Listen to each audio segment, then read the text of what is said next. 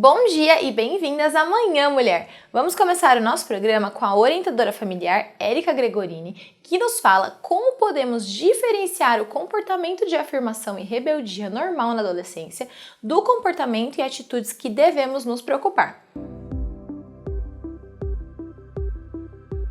O que podemos fazer quando eles apresentam hoje comportamentos inadequados? Vocês sabem diferenciar um comportamento normal de um comportamento problemático na adolescência?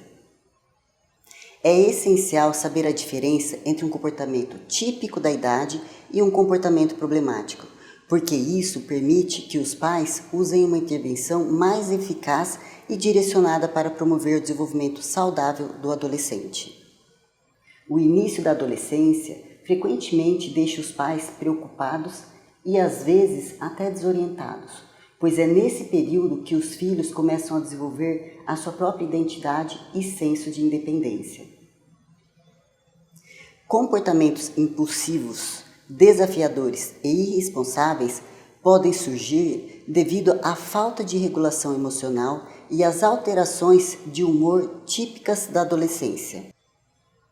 Esses padrões são influenciados pela imaturidade cerebral e pelas alterações hormonais nesta fase da vida. No entanto, quando essas mudanças vêm acompanhadas de comportamentos problemáticos, é um sinal de alerta. Muitos pais enfrentam um grande desgaste emocional e mental durante o período da adolescência, e um dos principais motivos é a falta de conhecimento sobre essa fase de transição.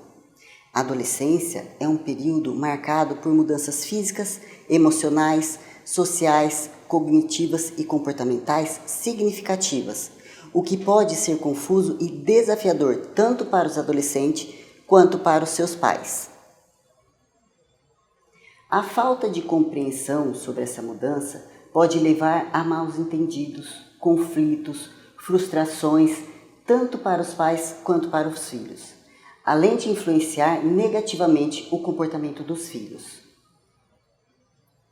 É por isso que sempre que os pais procuram orientação familiar no PABA, o Programa de Apoio à Família, a primeira sessão é dedicada a uma aula sobre adolescência. Quando os pais entendem o que é adolescência e quais as transformações ocorrem nesse período, eles conseguem elaborar estratégias assertivas para educar, apoiar e orientar seus filhos, tornando o convívio familiar saudável e harmonioso. Durante a puberdade, o corpo passa por significativas mudanças hormonais que exercem uma influência direta sobre o comportamento dos adolescentes. Além disso, também ocorrem transformações físicas visíveis, como o surgimento de acne, pelos e o desenvolvimento de genitália, como mamas nas meninas, e mudança de voz nos meninos. Esses hormônios também impactam o humor e o comportamento dos filhos. A vergonha, a irritação, o humor, o desconforto e a insegurança são emoções comuns nessa fase, levando muitos adolescentes a mudarem seu estilo e optarem por usarem roupas largas para esconderem o seu corpo e se sentirem mais confortáveis. Na adolescência, o córtex pré-frontal, que é uma região do cérebro responsável pela tomada de decisão e pelo controle dos impulsos, ainda está em desenvolvimento. Essa área do cérebro só atinge a maturidade por volta dos 20 anos. Enquanto isso, o sistema límbico, que é a estrutura responsável pelas emoções e impulsividade, atinge um pico de desenvolvimento nessa fase, tornando os jovens mais propensos a agir impulsivamente com base nas emoções e não na razão. Tem um livro muito reconhecido na área de psicologia que se chama Síndrome da Adolescência Normal. Ao invés de encararem a adolescência apenas como uma passagem para a vida adulta, os autores a enxergam como um período repleto de conflitos e incertezas, no qual os jovens buscam definir sua identidade, construir seus valores e conhecer a sua personalidade.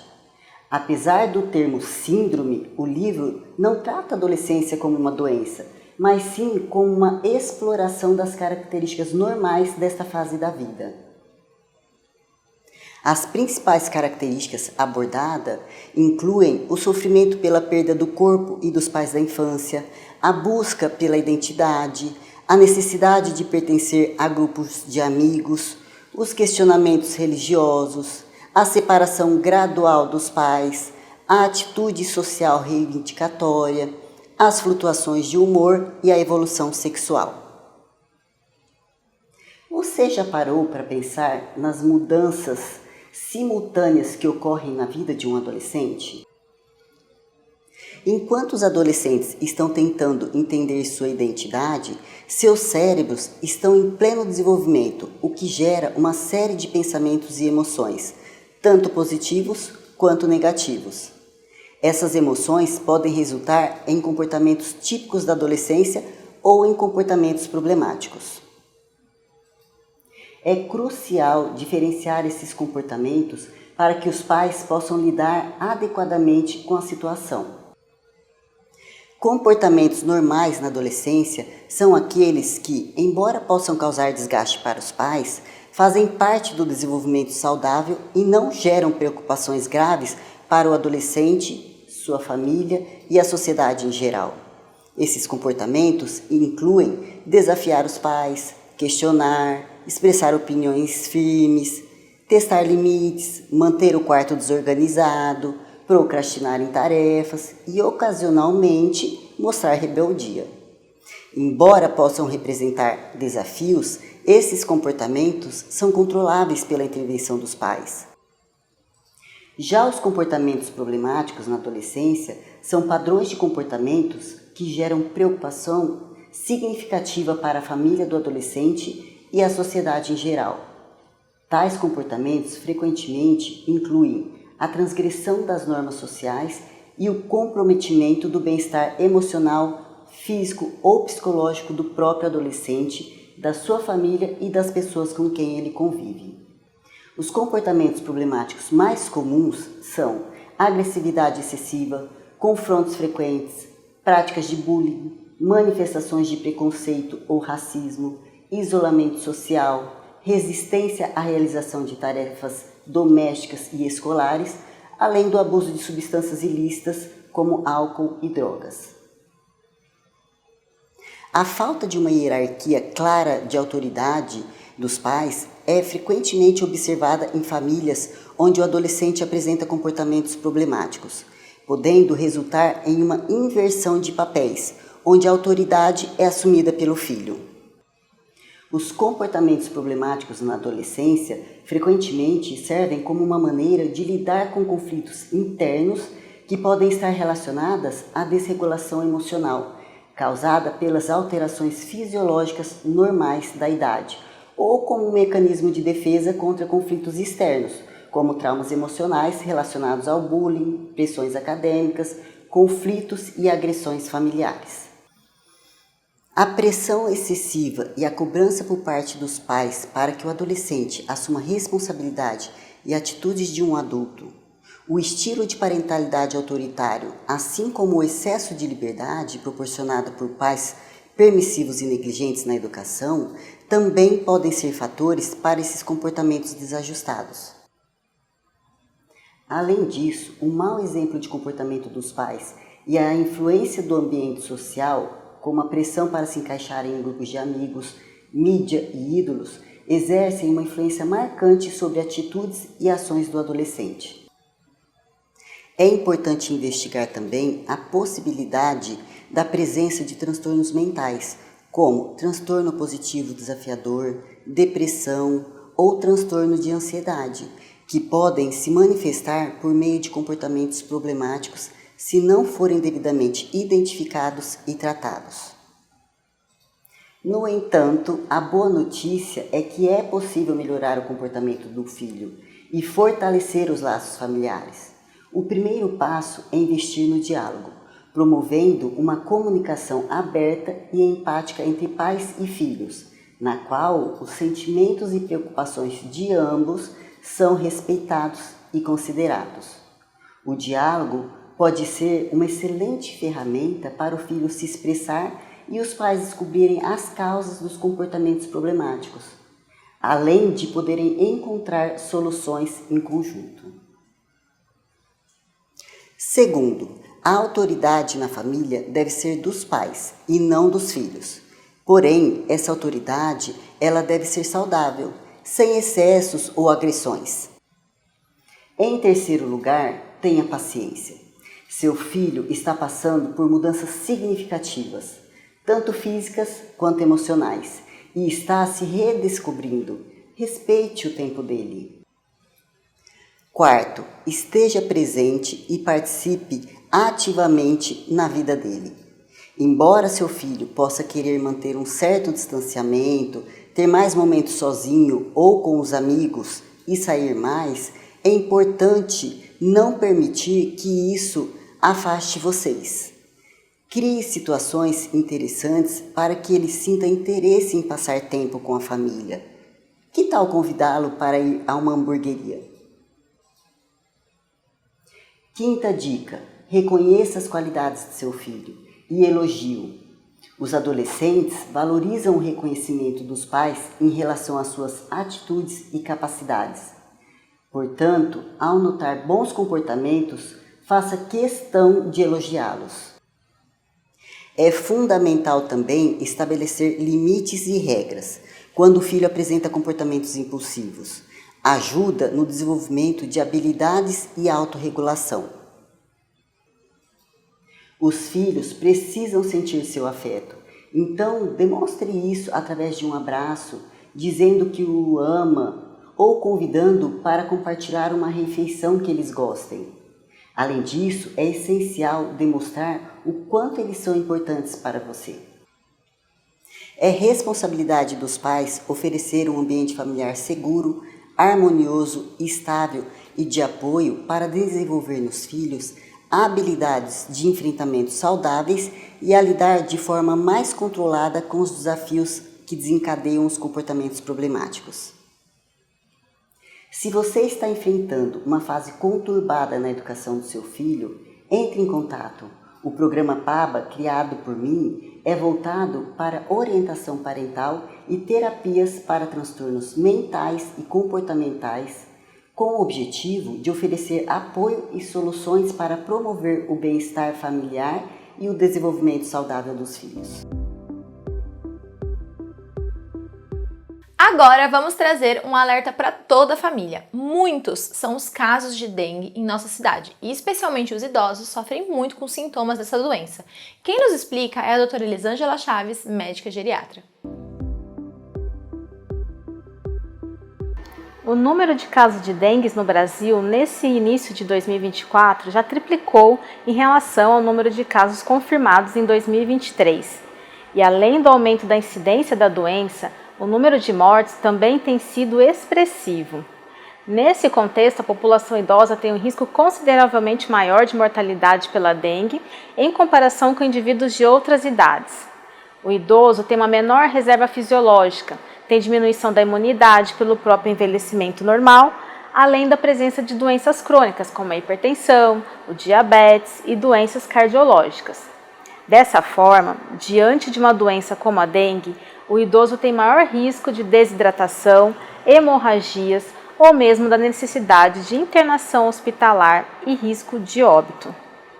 A infecção por dengue pode ser assintomática, leve ou grave, podendo levar à morte. Geralmente, a primeira manifestação é a febre alta, acompanhada de dores musculares, dor atrás dos olhos, mal-estar, falta de apetite, dor de cabeça e manchas vermelhas no corpo. Náuseas e vômitos também são comuns. A forma grave inclui dor abdominal intensa, vômitos persistentes e sangramento de mucosas. Por isso, ao apresentar sintomas, é essencial que o idoso procure um serviço de saúde para imediata avaliação. O diagnóstico inicial da dengue é clínico, ou seja, baseado na história e no exame físico. No entanto, os sintomas são muito comuns e podem estar presentes em outras doenças virais. Hoje em dia, é possível confirmar o diagnóstico através de testes rápidos nos primeiros dias dos sintomas e exame de sorologia a partir do 6º dia do início do quadro clínico. O tratamento da dengue é sintomático, utilizando analgésicos e antitérmicos. Recomenda-se o repouso, o aumento da ingesta de líquidos como água, sucos e água de coco. E muito cuidado com a automedicação, pois pode agravar a doença. Atenção com medicamentos que contenham AS, ibuprofeno e anti-inflamatórios, como a nimesulida e o diclofenaco. Esses medicamentos devem ser evitados, pois aumentam o risco de hemorragias. Já temos vacina para dengue, no entanto aprovada para a faixa etária de 4 a 60 anos. A segurança da vacina não foi testada em idosos e por isso ainda não tem sido recomendada. Nesse caso, a melhor forma de prevenção são os cuidados no ambiente do idoso. O vírus da dengue é transmitido pela picada do mosquito Aedes aegypti, que precisa de água parada para se proliferar. Os ovos do mosquito podem sobreviver por aproximadamente 1 ano até encontrar as melhores condições para se desenvolver. Para combatê-lo, é essencial tomarmos alguns cuidados. Mantenha a caixa d'água fechada, não acumule lixo no quintal, mantenha o lixo sempre bem fechado, não deixe água parada em pneus e vasos de plantas, coloque areia se necessário e não deixe calhas entupidas. Recomenda-se ainda o uso de repelentes nas áreas expostas do corpo, principalmente em ambientes abertos.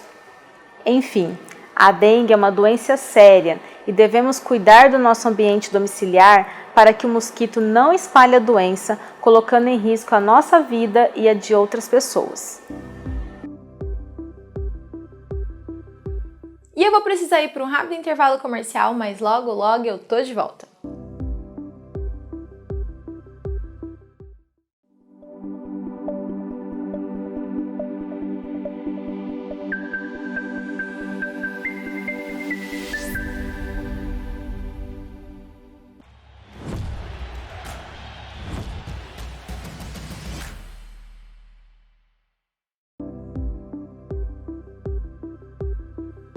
Voltei e a nossa próxima dica é da Personal Organizer Lili Zardi sobre o armazenamento de medicamentos no banheiro. Olá, eu sou Lili Zardi, Personal Organizer, e hoje estou aqui para falar com vocês sobre organização de banheiro. Parece que é um tema que não tem muito o que se falar, né? Nosso banheiro é algo tão simples, tão pequeno. O que será que tem de especial na organização do banheiro? Mas tem detalhes bem importantes, como a gente vai ver hoje. Em primeiro lugar, a bancada do banheiro é um lugar que muitas pessoas colocam vários itens, né? E a minha sugestão é que a bancada seja o mais livre possível. Por que livre? Porque o banheiro, por si só, é um ambiente mais contaminado, que requer uma manutenção da limpeza mais frequente. Quando você coloca um número excessivo de itens, vai dificultar então essa manutenção diária. Então, a minha sugestão é: deixa bem livre a sua bancada para que a organização e a limpeza diária seja bem rápida e prática. Então, bancadas livres. Uma segunda dica bastante importante é o que não deixar no banheiro. Isso mesmo. O que você vai retirar do banheiro para conservar? Perfumes, maquiagens e medicamentos. Isso mesmo, esses itens, eles não devem ser mantidos no seu banheiro.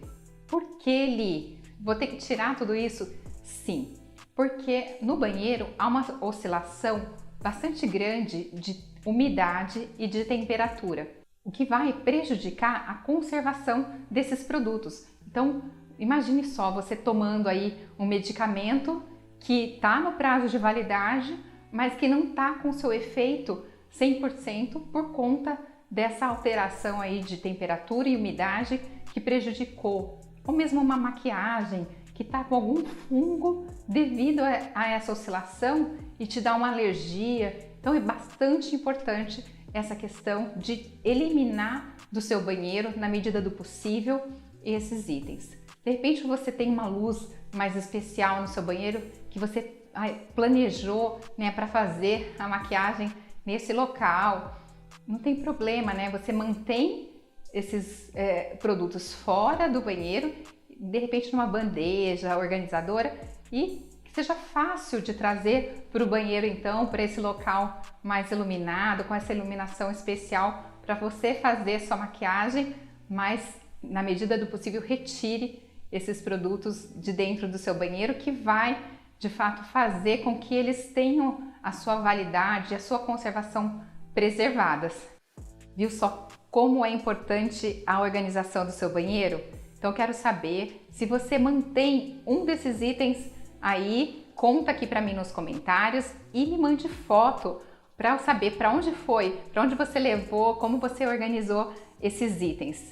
E você também pode colocar aqui nos comentários sugestões de temas para os próximos programas. Eu vou gostar muito da interação, né? O que está mais bagunçado aí na sua casa? Qual é a sua maior dificuldade com a organização? Eu vou gostar muito de poder te ajudar.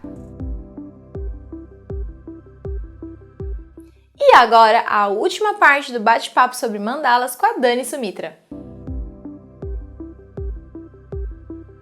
E quando uma cliente te procura pedindo uma mandala assim personalizada para ela, como que é esse processo de criação? Porque você não vai conhecer a pessoa, né? Você não conhece a personalidade dela. E como que você desenvolve essa mandala para essa pessoa? Eu tenho duas formas, né? Dois processos de fazer as mandalas personalizadas. Um é totalmente onde a pessoa não tem controle sobre o que vai ser entregue a ela.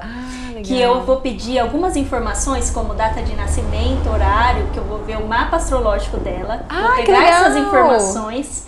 Vou fazer numerologia do nome dela, da data de nascimento, vou pegar essas informações e vou ali ter algumas informações de cores, de bases numéricas, de simbologia para ela, e eu vou criar algo para ela único, de forma totalmente personalizada, onde ela não vai ter esse controle do que vai ser o resultado final. Ela não vai escolher nada. Não vai escolher nada. Que legal! Isso é muito bacana. Nossa, tipo, é uma surpresa. É uma surpresa. Que legal. E a pessoa deve se identificar, né? Exato. Porque uma coisa ligada às vezes, com ela, né? Vem questões, né? Por exemplo, se a gente pega um mapa astrológico, pode vir uma cor que a pessoa não gosta muito, mas que é justamente aquela cor que ela precisa naquele momento, ou que precisa de uma forma de equilíbrio do mapa dela. Por exemplo, eu não sou muito fã das cores marrons, terra.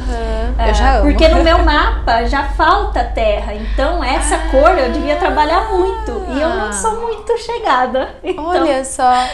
Às vezes acontece essa coisa de não ser algo que a pessoa é muito familiar. Mas algo que ela precisa. E a segunda forma que eu trabalho, que é a que mais sai, que são personalizadas, onde eu converso com a pessoa, tenho uma conversa para ver ali se ela já traz algum gosto de cores, ver onde que ela pretende colocar mandala, pergunta um pouquinho sobre o momento de vida que ela está vivendo naquele momento, e a gente vai alinhando juntas para chegar numa paleta que ela aprove para que seja passada para mandala, e aí a construção acontece, e sempre tem esse elemento surpresa, sempre vai do desenho, né? Porque nem eu sei como será esse resultado final dessa arte, então esse elemento surpresa sempre está presente, mesmo quando a pessoa dá o ok para as cores, para a paleta que vai ser usada. E a gente vê, às vezes, em algumas mandalas, certos símbolos. Por exemplo, de repente uma borboleta ou uma flor específica. Eu vi no seu Instagram também uma de cristais. Esses símbolos têm significados ou eles estão lá só para enfeitar? Não. Eles têm significado. Inclusive a borboleta, ela é um sinal de transformação, de renovação, que legal. Né? Porque passa todo aquele processo de lagarta e surge a borboleta, então tem muito essa de renascimento, transformação.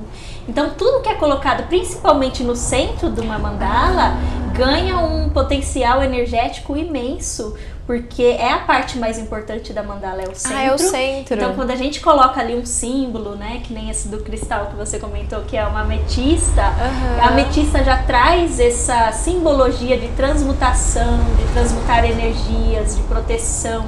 Que legal. Então quando a gente coloca isso no centro, a gente está trazendo uma força de algum arquétipo né, de algum símbolo que existe no universo. Por exemplo, se fosse um leão, de força, de autoridade, de reconhecimento. Que legal. Uma águia, né, de liberdade, de liderança. Enfim, são símbolos infinitos. Nossa, que podem e isso ser uma usados pessoa na mandala também. Que legal. E uma pessoa pode, de repente, te pedir um desses símbolos, ou pode aparecer aí numa mandala intuitiva, de repente. Sim, que legal. bastante. Caramba. Acontece. Nossa, então, tipo, animais diversos. Animais diversos. Que legal. Animais As flores também têm algum também significado? Tem significado de florescimento, e vai depender aí também de qual flor é. Tem toda uma simbologia, né, ligada a tudo que existe. Por exemplo, o sol, né, que traz luz, que traz poder, abundância, vida, vitalidade. Legal. Por exemplo, a lua, que trabalha mais as emoções, a intuição. Então seria uma mandala que traz essa força intuitiva, De repente, feminina, estrelas também. Fertilidade, estrelas. legal. Enfim, são símbolos. Nossa, que legal. Cada que símbolo podem é ser uma... usados aí. Nossa, agora quando eu ver uma mandala com símbolo, eu vou querer saber pra que é aquele símbolo.